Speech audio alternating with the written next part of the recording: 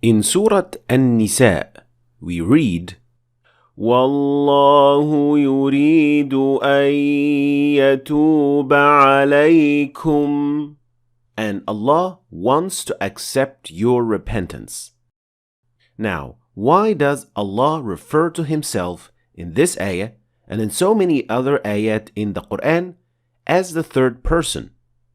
Isn't the Quran Allah's words to us? Why didn't Allah say, وَأَنَا أُرِيدُ أَنْ أَتُوبَ عَلَيْكُمْ, and I want to accept your repentance? Even better, if we continue reading this ayah, we see, وَيُرِيدُ الَّذِينَ يَتَّبِعُونَ الشَّهَوَاتِ أَن تَمِيلُوا مَيْلًا عَظِيمًا. So, now the speech has turned from the third person, their passions, into the second person, want you to digress, in which Allah is addressing directly those who only want to follow their desires. So, who's talking here? And why does Allah use third person in the Quran, and sometimes changes from third to second person and sometimes to first person, and vice versa? So, what is going on? And why is this happening? Well, first of all, the Quran from Al-Fatiha to An-Nas is 100% Allah's words, which was revealed to our Prophet, peace and blessings be upon him. So, if that's the case, then why doesn't Allah speak in the Quran in the first person? Well, He does indeed, like in these examples. وَأَنَا التَّوَّابُ الرَّحِيمُ وَأَنَا رَبُّكُمْ فَاتَّقُونِ وَأَنَا أَعْلَمُ بِمَا أَخْفَيْتُمْ وَمَا أَعْلَنْتُمْ. So He does speak in the Quran in the first person. But that doesn't happen in the entire Quran, because in other instances in the Quran, Allah chose to talk about Himself in the third person. And there are a number of reasons for this. First, the Quran was revealed in Arabic.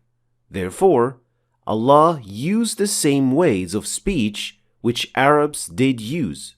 And it is indeed a fact that Arabs would sometimes refer to themselves in the third person as well as the first person. That's how Arabs spoke. The second reason, the speaker's name and attribute. In certain contexts, it is more effective to remind the listener of the speaker's name, attribute, or role, rather than just use I the entire time. It is like when a king wants to make a decision or an official statement, he says, "The king says," or "The king has decreed," which is a more effective and authoritative way than just saying, "I say," or "I decree," because it reminds the listener of who the speaker is and from where the command comes. In the same way, in certain contexts, Allah uses third person to teach us how to use His names and attributes and to be reminded of them. Allahu la ilaha illa huwal hayyul qayyum. So Allah, using His name to refer to Himself, keeps us reminded of His name and also His attributes.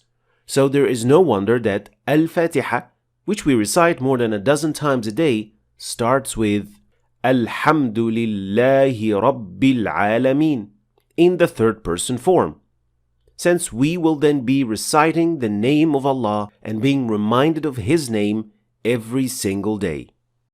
Now, the third reason is what we call in Arabic iltifat. Iltifat is a general concept of balagha in Arabic, but it is used extensively in the Quran in particular. And this also answers the second part of the question that we asked at the beginning of the lesson. Why did the speech switch from third to second person? Well, Iltifat means that the speaker would switch between first to second to third point of view speech, especially in a long one, which helps keep the listener engaged and paying attention to understand what is being said. But it also helps to overcome boredom, especially in longer speeches. To understand what I mean, just try to imagine if the Quran was entirely and exclusively told in I perspective. It would certainly not be as perfect as Allah has revealed it to Prophet Muhammad, peace and blessings be upon him. An iltifat is observed in the Quran in so many instances and in many of its forms, like in these examples. وَقَالُوا اتَّخَذَ الرَّحْمَنُ وَلَدًا لَقَدْ جِئْتُمْ شَيْئًا إِدًّا. Here the meaning went from third person, and they say, the most merciful has taken a son. And then it changed to the second person. You have done an atrocious thing. So this switch to the second person makes the meaning more intense and confrontational to those who falsely claim that Allah has taken a son. Another example. حتى إذا كنتم في الفلك وجرين بهم. And here it turned from the second person, and when you are in ships, and then the switch goes, and they sail with them. And here it turned into the third person. And sometimes iltifat applies, and the speech goes from addressing two to addressing just one. فَلَا يُخْرِجَنَّكُمَا مِنَ الْجَنَّةِ فَتَشْقَى. So here the ayah was addressing both Adam and Eve, but it ended with only addressing Adam. And iltifat can also bring the ayah from the past to talking in the present. إِن نَشَأْ نُنَزِّلْ عَلَيْهِم مِّنَ السَّمَاءِ آيَةً فَظَلَّتْ أَعْنَاقُهُمْ لَهَا خَاضِعِينَ. So here the verb نُنَزِّل is in the present form, but later in the same ayah, فَظَلَّتْ, and that is in the past form. So, iltifat is switching the speech point of view, first, second, and third, but it also includes number and time change. And though the main purpose of these switches is, as we said, to keep the attention and prevent boredom, in the Quran, these switches are not random because they highlight certain aspect of the ayah, which emphasizes the miraculous aspect of the word of Allah. If you want to see more examples for iltifat and its aspects of balagha in the tafsir of the Quran, let me know in the comments below. And finally, at the beginning of Surah Al-Fath, there is an example for iltifat. Can you find it?